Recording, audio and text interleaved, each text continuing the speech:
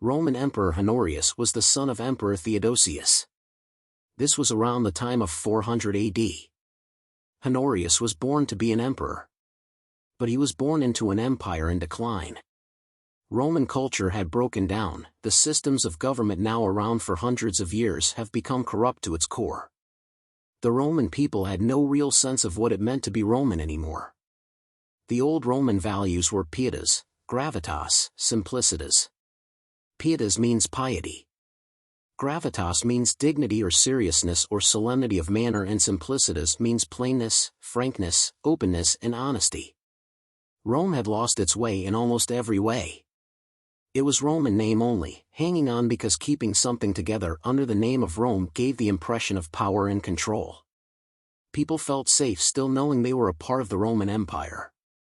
They had a sense of pride from the victories of the past. The lack of education of the Emperor Honorius is a microcosm of Rome at the time and a warning for how we should be educating our kids. Historian Edward Gibbon writes in Decline and Fall of the Roman Empire Book 3, the experience of history will countenance the suspicion that a prince who was born in the purple, meaning he was going to rule one day, received a worse education than the meanest peasant of his dominion, and that the ambitious minister suffered him to attain the age of manhood without attempting to excite his courage or to enlighten his understanding. There is so much to unpack in this sentence. The fact that it was ambitious ministers who wanted the boy to have little to no education. Who was the ambitious minister? It was the administrative class, the unelected bureaucrats as we know them today. These groups are the people who hold the real power as they stay in their positions for decades, while an emperor's reign was generally much shorter. A strong, knowledgeable, brave emperor who was loved by his people would limit the power of these ministers. Why? Well, that's obvious. The less educated, the more easily manipulated.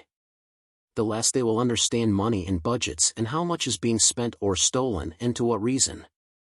He wasn't taught what the average boy in the Roman Empire was taught. Why is that?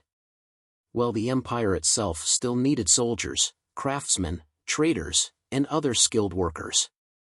So everyone can't be totally uneducated or your society will collapse. But the minister couldn't afford for the boy to become competent, because when you are competent you are confident. Meaning you are less easy to influence and control. It is interesting the two main points of education that are brought up here, to excite his courage or to enlighten his understanding. Aristotle said we are what we repeatedly do. So if you raise a child to be timid, fearful, filled with shame, meant to feel less than and weak, that will become ingrained in that child and they will not grow to be a courageous adult. If you teach a kid how to think critically, or enhance their understanding as it was put, they can adapt with the times, think for themselves, and understand when they are getting lied to or manipulated.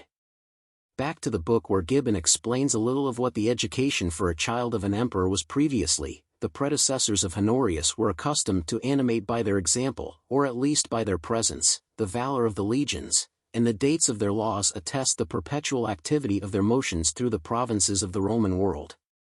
But the son of Theodosius passed the slumber of his life a captive in his palace, a stranger in his country, and the patient, almost the indifferent, spectator of the ruin of the Western Empire, which was repeatedly attacked, and finally subverted, by the arms of the barbarians. In the eventful history of a reign of 28 years, it will seldom be necessary to mention the name of the Emperor Honorius. So let's recap. Honorius was given no responsibilities, taught no meaningful life skill, and wasn't taught to critically think. And he grew up to become a worthless, stupid, coward of a man. As an adult, Honorius faces his greatest test. Aelric, who was leading the Goths invading Italy, were marching. Back to the book where Gibbon writes, the Emperor Honorius was distinguished, above his subjects, by the preeminence of fear as well as of rank, but when the sound of war had awakened the young emperor, instead of flying to arms with the spirit, or even the rashness of his age, he eagerly listened to those timid counselors who proposed to convey his sacred person and his faithful attendants to some secure and distant station in the provinces of Gaul. So he ran. The education of Honorius was purposely bad in order to make him a weak, stupid coward who was easily controlled. So his ministers and the administrative state of Rome could go on taking what they wanted with impunity.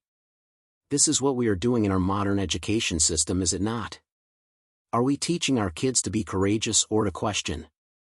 Or are we teaching them to sit down, be quiet, and listen to authority? Are we teaching our kids to think critically? Are we teaching them how to read and then debate? Or are we just telling them what the facts are and that they should listen and memorize what we say? Are we teaching kids how to speak properly in public?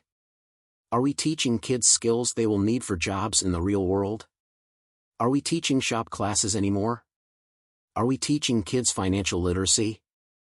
It seems like the modern public schooling in America is behaving in the same way as the ministers did with Honorius. Yes, there are outliers, and I am speaking generally.